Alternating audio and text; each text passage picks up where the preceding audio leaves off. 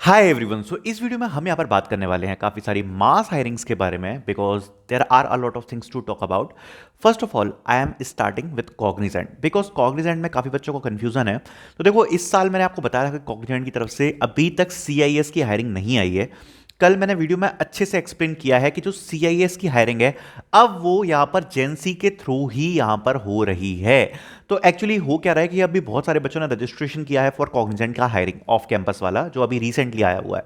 अब उसमें वो लोग क्या कर रहे हैं, सबसे पहले आपका असेसमेंट ले रहे हैं। अब असेसमेंट लेने के बाद अगर आपका सपोज असेसमेंट क्लियर हो गया, सारे असेसमेंट्स क्लियर हो गए, तो आप यहाँ पर इंटरव्यू के लिए प्रोसीड कर जाओगे। अब एक चीज़ ये भी रहती है कि आपका असेसमेंट का जो स्कोर है वो अच्छा गया था बट शायद उतना नहीं पहुंच पाया जिसमें आपको शायद इंटरव्यूज मिल पाए।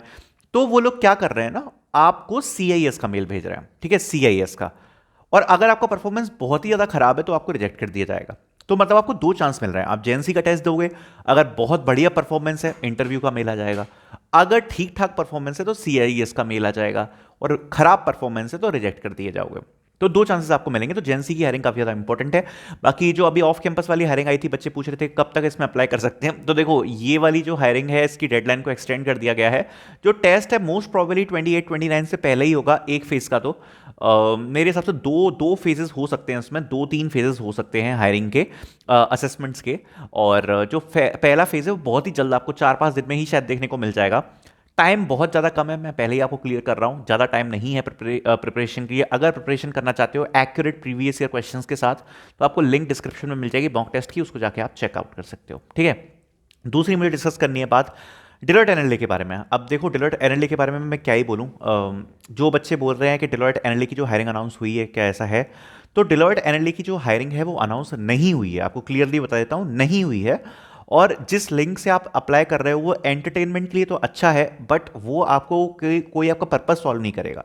अप्लाई करोगे उसके थ्रू या नहीं करोगे कोई फर्क नहीं पड़ेगा, बिकॉज वो जो हायरिंग है वो एनएलए की हायरिंग नहीं है। एनएलए की जो हायरिंग है उसके रजिस्ट्रेशन यहाँ पर हायर प्रो पे होंगे, और डिलॉयट का जो ऑफिशियल पेज है लिंक्डइन का, उससे आपको पोस्ट देखने को मिलेगी डिलॉयट एनएलए की। हर साल सेम ही प्रोसीजर है। दूसरी बात, आपको प्रॉपर असेसमेंट, आपको डेडलाइन दी जाएगी कि भाई इस डेट तक आप अप्लाई कर सकते हो, उनके हायर प्रो के पोस्ट पे मेंशन रहेगा। कब असेसमेंट्स होंगे वो भी उसमें मेंशन होगा। एक PDF आपको दी जाएगी विद द एग्जाम बटन, और हायर प्रो के ऊपर ही आपको डिलॉयट का पेज देखने को मिलता है।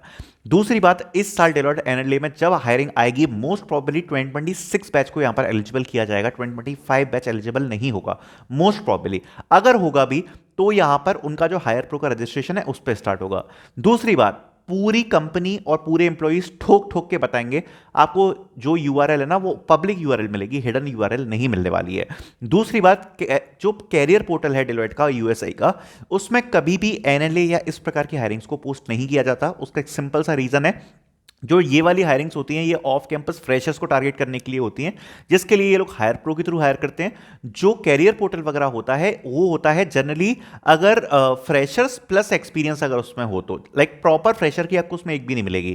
क्योंकि मैंने खुद ने डिलॉयट में काम किया तो मुझे ये चीज़ पता है, एक भी हायरिंग आप ऐसी उसमें ढूंढ के बता देना जिसमें लिखा हो कि केवल फ्रेशर्स से अप्लाई कर सकते हैं, कभी नहीं मिलेगी। जो जनरली उसमें हिडन पोर्टल की हायरिंग्स रहती है वो रहती है ऑन कैंपस पर्टिकुलर कॉलेजेस को टारगेट करते हुए, वो आपके लिए नहीं है, तो वो आपका मैटर नहीं है। अगर आप अपना करना चाहते हो अप्लाई एंटरटेनमेंट के लिए, आप अप्लाई कर लेना, बट एनएलए अभी अनाउंस नहीं हुआ है।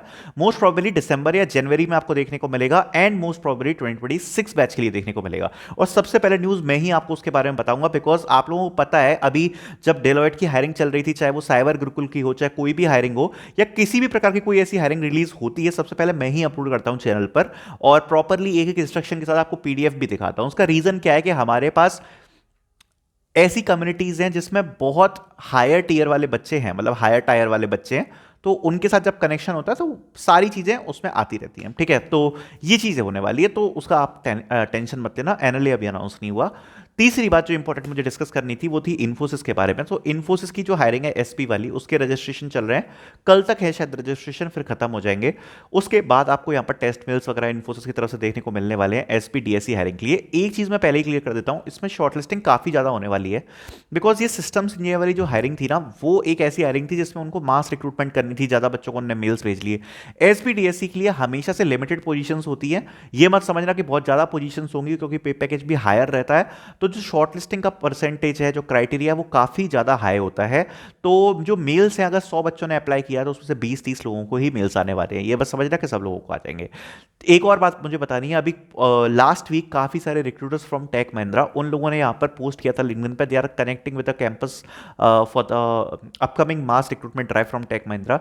टेक महिंद्रा से मुझे काफ़ी उम्मीदें हैं इस साल। अभी 2026 बैच के लिए तो ऑन कैंपस में आनी है, बाकी ऑफ कैंपस से मुझे काफ़ी उम्मीदें हैं, बिकॉज जो लास्ट ईयर है टेक महिंद्रा की, बिल्कुल नेग्लेजिबल हायरिंग हुई है। और टेक महिंद्रा ने, मैं आपको एक ईयर बताऊंगा 2023, उसमें इतनी बड़ी हायरिंग करी थी, टीसीएस के बाद हाईएस्ट हायरिंग जो हुई थी वो टेक महिंद्रा की तरफ से थी, जिसमें उन्होंने एक बार में 10 से 15 हजार बच्चे सेलेक्ट कर लिए थे। 2023 या 2024 आई डोंट नो, ऐसा किसी ईयर में हुई थी, लास्ट ईयर नहीं हुई, ठीक है, ये मुझे पता है। तो टेक महिंद्रा की तरफ से अभी इस साल तक कोई हायरिंग आई नहीं है, और मुझे उम्मीद है कि इस साल जो हायरिंग आएगी टेक महिंद्रा की, जब भी आएगी, तो वो बड़ी हायरिंग तो होने वाली है, काफ़ी बड़ी हायरिंग होने वाली है जो पोर्टल पे होगी। बिकॉज जो मैं पैटर्न नोटिस करते हुए आया हूँ कि भाई वो एक साल का गैप करते हैं, फिर एक साल बड़ी हायरिंग करते हैं, फिर एक साल का गैप करते हैं, और अभी मैंने स्टैट्स चेक करे थे टेक महिंद्रा के, वो भी अच्छे चल रहे हैं रिक्रूटमेंट के हिसाब से। एंड मेरे हिसाब से होनी तो चाहिए काफ़ी बड़ी हायरिंग उसकी तरफ से, राइट। सो लेट्स सी क्या होता है, और मेरे हिसाब से तो बड़ी हायरिंग डेफिनेटली होने को हमें देखने को मिलेगी।